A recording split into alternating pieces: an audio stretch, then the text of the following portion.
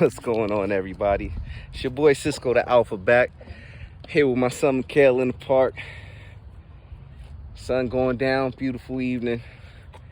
And just wanted to talk to you guys a little bit about what I've been doing. I know I've been posting a lot of videos about mindset shift and, house flipping, that sort of thing. And these are the things that are near and dear to my heart. Obviously, spending time with my son in the park. And so I wanted to share a little bit about why this channel is so important to me and why it's been so important to me to start speaking and sharing some of my experiences. But not to go into too detailed, because out of respect. But I went to prison at a very young age. Went to prison 19 years old for first-degree aggravated manslaughter. There was a young boy who lost his life at the age of 17. Again, I'm not glorifying that, so I will go ahead and spare you guys the graphic details. But let's just say this, that it was a very sobering moment in my time in my life, where it made me really ask myself a few serious questions. Number one, my purpose here. I'm trying to understand the value of life, and a lot of questions about why not me, and then there was the courts and, going before judges, and some of the older guys in the county jail, they would tell me, write a letter of remorse to the judge, and, they won't be as harsh on you. They'll be a lot more lenient on you. And so I sat down in my bunk one day, and I started to attempt to write this letter. Sorry, but yeah, so I tried to attempt to write this letter.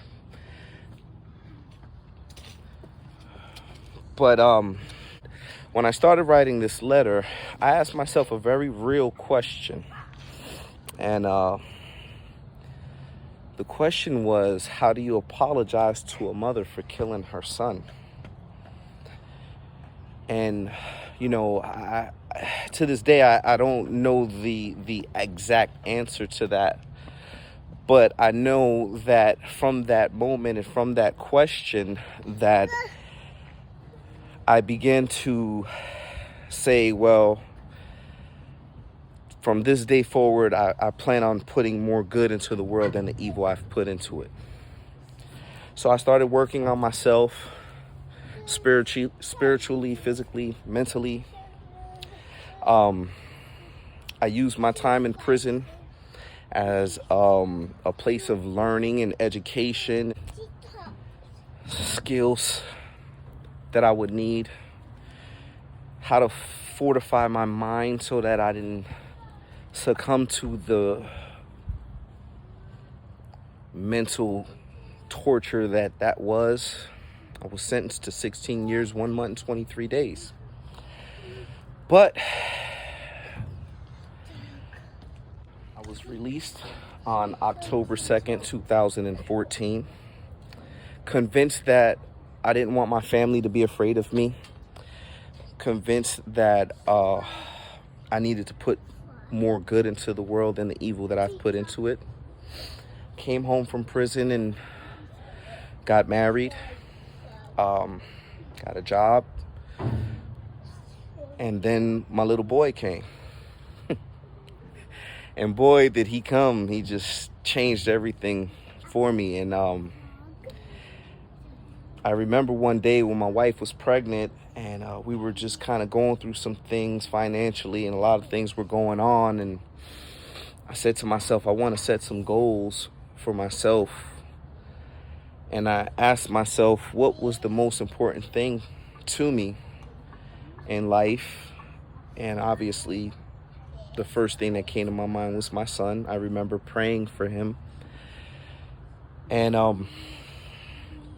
he came, and I said to myself, well, if he can't put me in the ground one day when I'm an old man, believing wholeheartedly that I was the best father that ever lived, then nothing I did in life counts.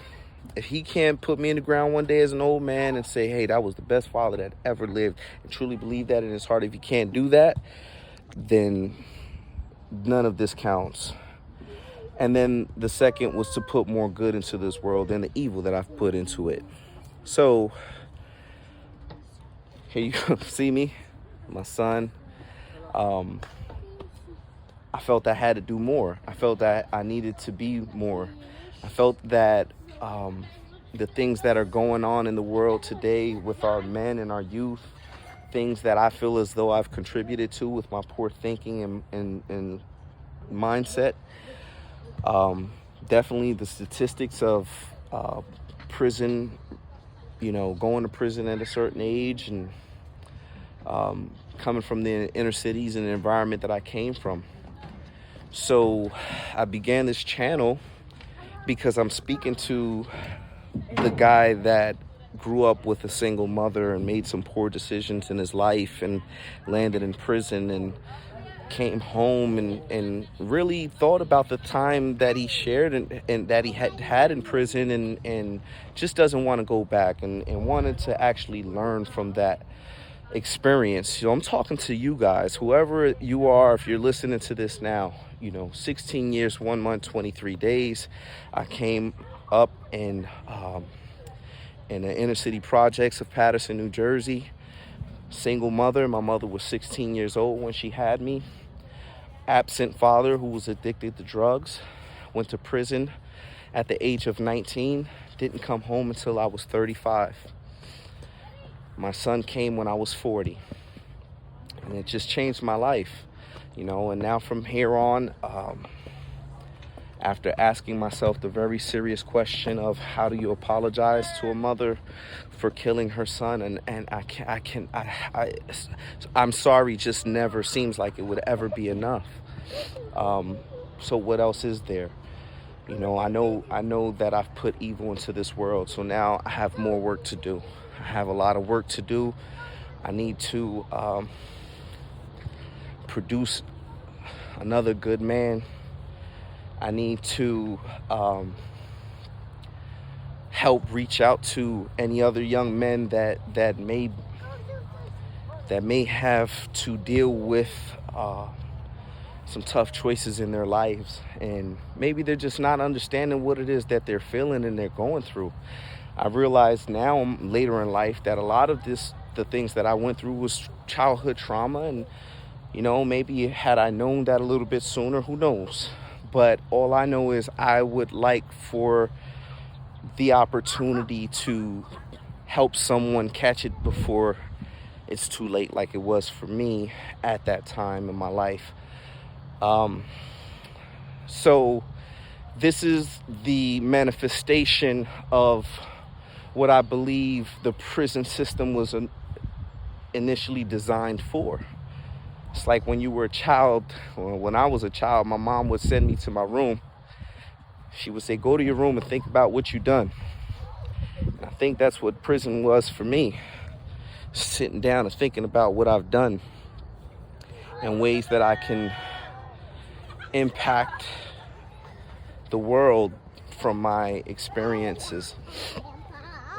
Came home, was incarcerated my entire adult life, like I said, from the age of 19 to the age of 35. Had my son at the age of 40. Since then, I've started a business. I've become very active in the community here in High Point where I live. And now I want to reach out to the world with this channel. If it reaches someone, great. If it doesn't, great. That's not why I do it. I think I do it because if there is a man out there that is listening right now who came up how I did and made some very poor decisions and find themselves in a really tough spot, maybe you're just trying to do the right thing. Trust me, I understand you know, how easy it is for the call of that which is familiar to drown out the voice of reason. But I can assure you that there's a saying that I say all the time, is that when someone is sick, they don't even remember what it was like to be healthy.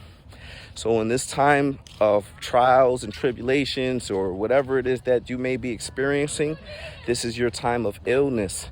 And maybe you don't remember what it was like to be healthy, but this too shall pass. So wanted to share those thoughts with you guys, and I do thank you guys for checking in.